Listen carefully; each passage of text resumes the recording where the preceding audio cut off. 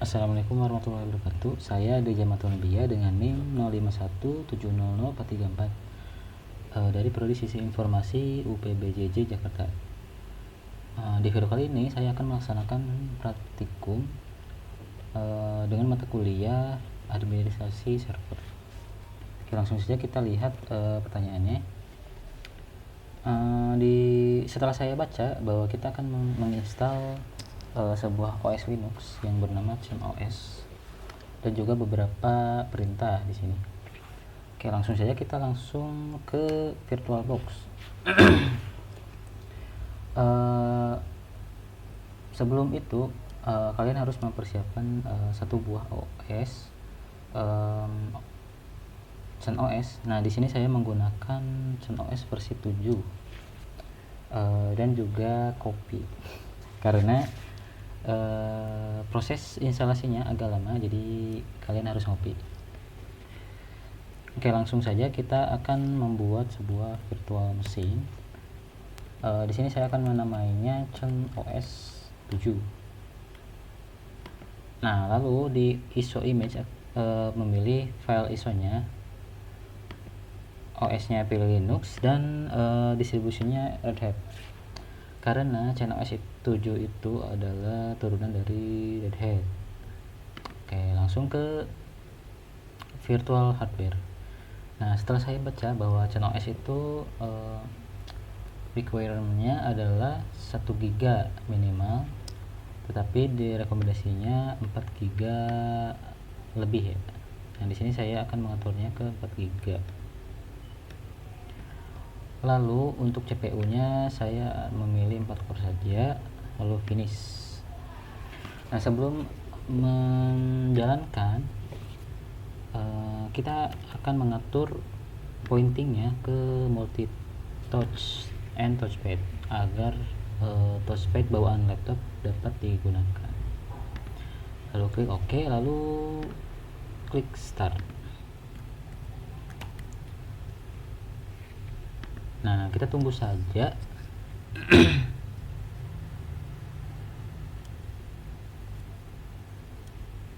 Nah, di sini akan muncul pilihan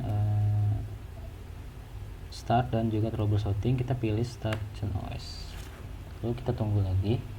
Nah, agar mempersingkat waktu, saya akan mempercepat beberapa proses instalasinya.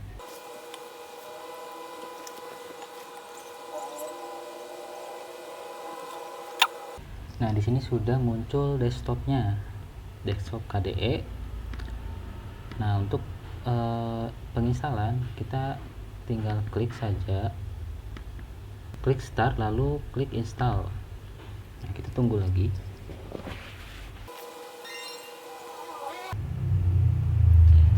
Nah, di sini ada pilihan untuk bahasanya.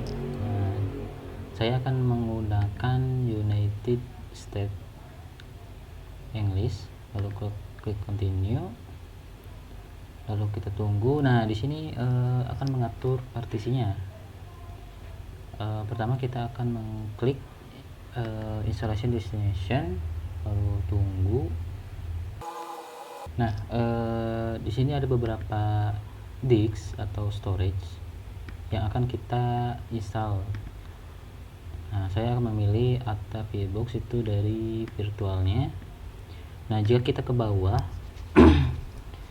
ada beberapa pilihan, otomatis dan juga manual. Jika kita pilih manual ini, maka nanti akan memunculkan proses partisi manual.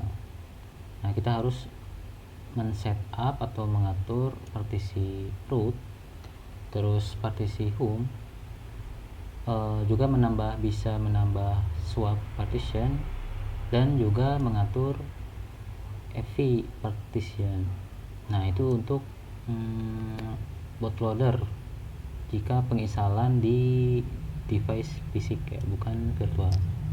Nah, di sini saya akan menggunakan otomatis saja. Lalu kita klik done. Nah, lalu ada pilihan untuk menamai hostname. Nah, saya menggunakan default saja. Lalu klik begin installation. Nah, di sini ada user setting. Kita atur password rootnya. Klik down. Oke, di sini ada atur user creation. Nah, saya akan membuat sebuah user admin yang mana akan seperti root ya.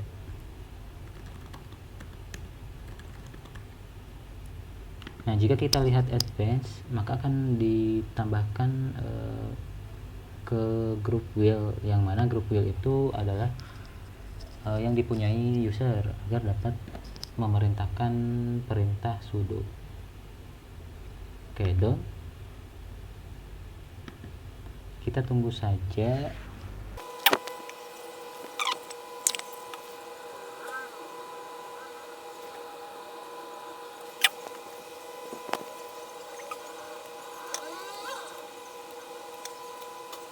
Nah, di sini sudah selesai. Kita klik quit.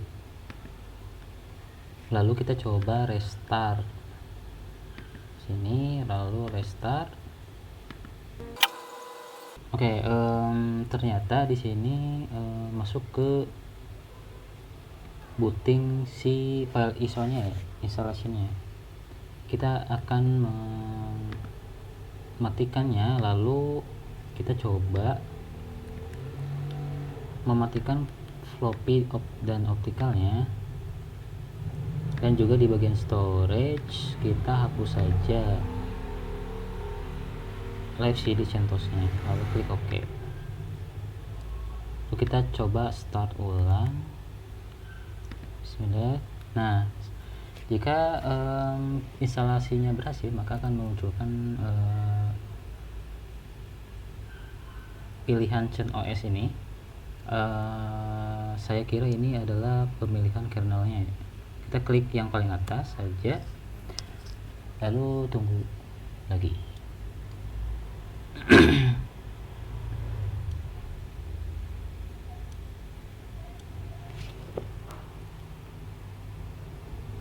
Nah, lalu ada setup lisensi, kita centang, lalu done dan finish. Nah, di sini ada pengaturan kadam. Kadam itu adalah kernel crash dumping. Oke, saya disable saja. Forward, yes. Oke. Lalu kita coba masuk ke akun admin, enter.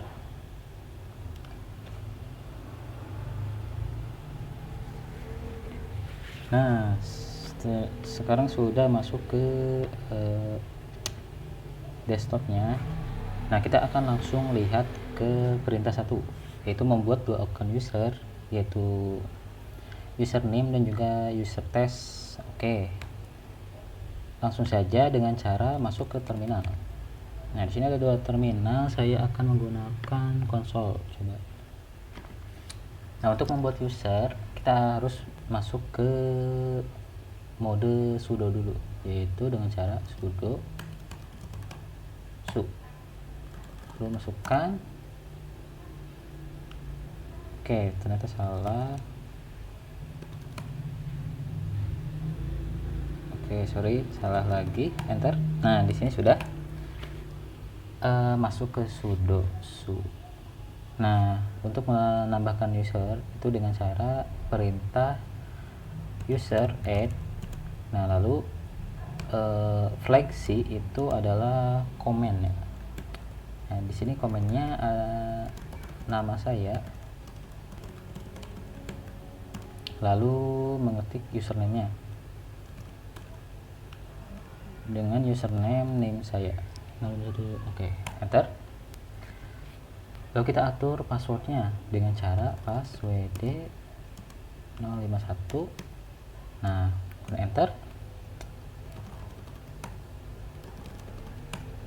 Oke, jadi sudah selesai. Lalu saya akan mengulanginya di user test.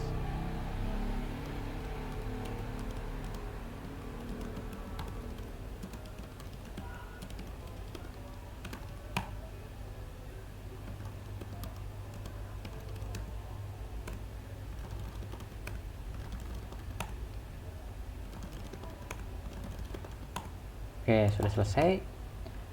Untuk mengetahui berhasil atau tidaknya, kita bisa mengecek di cat.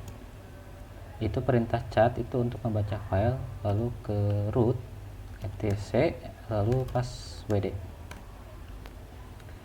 Oke, di sini terlihat di paling bawah adalah yang user yang kita tambahkan. Nah, saya akan menjelaskan di sini itu user, lalu titik 2 passwordnya, lalu titik 2 user ID dan juga group ID. Nah, kemudian titik 2 namanya atau komen. Kemudian titik 2 ini adalah lokasi dari home-nya. Dan juga titik 2 default cell-nya. Nah, oke. Di sini sudah selesai untuk menambahkan. Nah, lalu kita akan menambahkan grup akses yang dimiliki oleh root, yaitu will, ke dalam username. Oke, dengan cara user mode lalu dash add dash e dan g besar. Nah, g itu ada grup. Add group will kemana ya? Ke user 051, kemudian enter. Untuk mengetahui berhasil atau tidaknya, kita bisa masuk ke akun name-nya. Kita coba restart atau kita logout dulu, klik logout, lalu masuk ke username.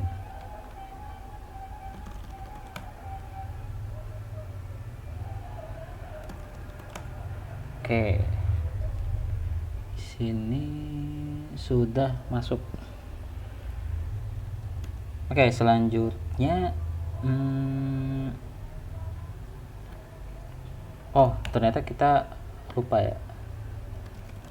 Untuk mengetahui grupnya sudah masuk atau tidak dengan cara groups. Nah, si user ini sudah mendapatkan grup will ya. Nah, maka kita bisa menggunakan sudo su enter, lalu masukkan passwordnya. Nah, sudah selesai. Di sini sudah masuk ke dalam mode root. Oke, kemudian ganti password name baru, lalu login ulang. Oke, dengan cara password dengan username-nya, enter, password baru, enter. Oke, salah. Oke, sudah selesai. Lalu kita logout ulang. Nah, lalu masuk lagi ke username, klik oke. Setelah itu logout lalu mengetik last dan wu.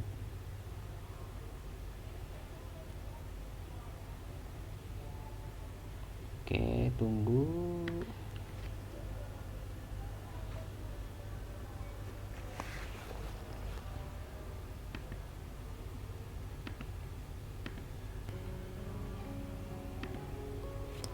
Masuk ke terminal,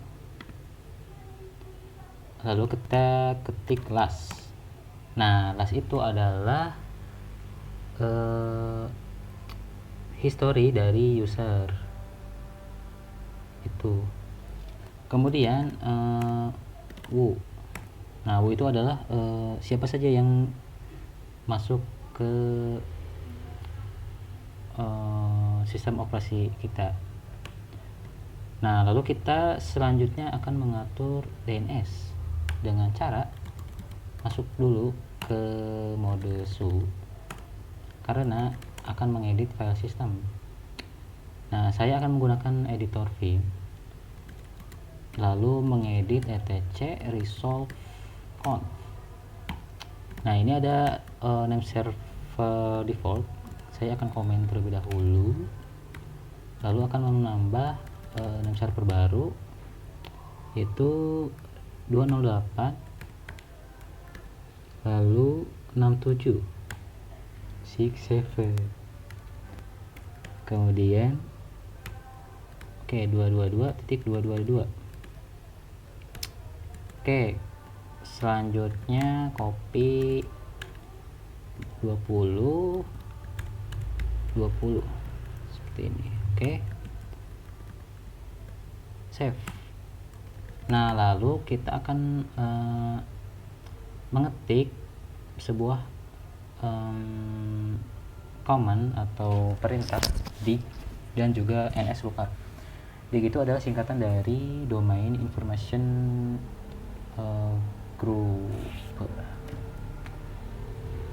grouper. Nah, kemudian ada ns lookup. ns lookup itu adalah name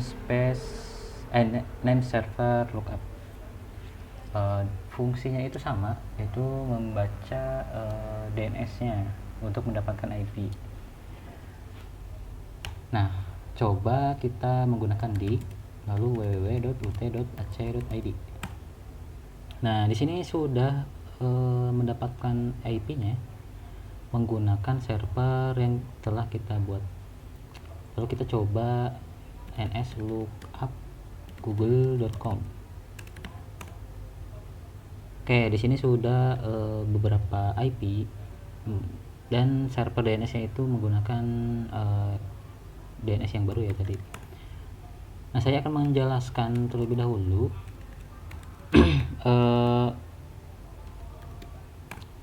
di sini cara kerjanya adalah kita akan setelah perintah ns lookup itu, maka akan mengecek ke server DNS ini. Nah, jika tidak ada, maka lanjut ke bawah, name server di bawahnya tuh.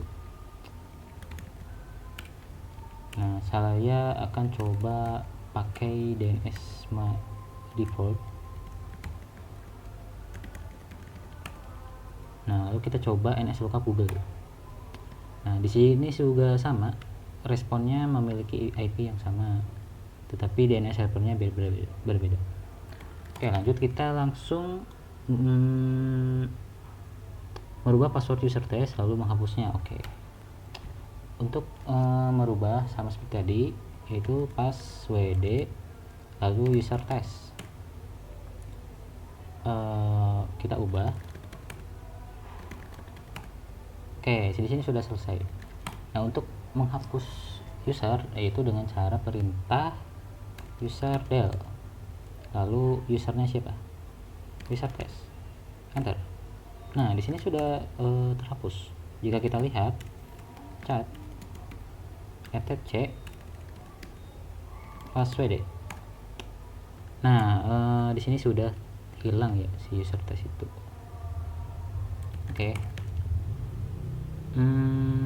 Tampilkan.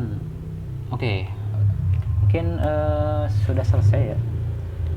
Mohon maaf jika terlalu cepat ataupun tidak dipahami.